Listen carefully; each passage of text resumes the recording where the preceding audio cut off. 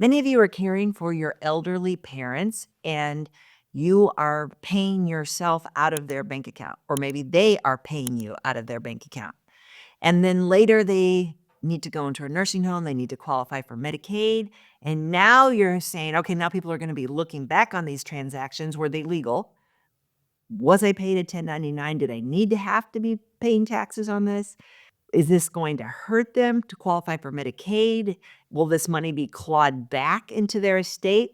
And the answer is it's all over the board. First of all, if you are going to care for your parents, and many people do, they quit their job to care for a loved one, and their loved one pays them to do that. Make sure you have a personal service contract.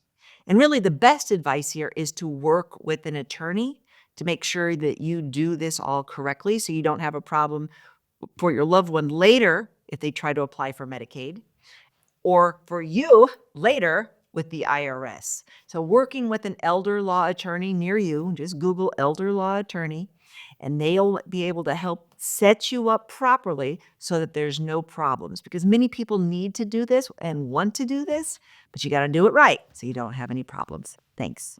If you like this video, you might really like this video. Check it out. And we'd appreciate if you subscribe to our channel so you never miss a great video. We put out one every week. Check in the description below this video for a link to our cheat sheet on Social Security and Medicare. And you can also give us a comment if you have a specific question. Always feel free to call us or email us at the Medicare Family.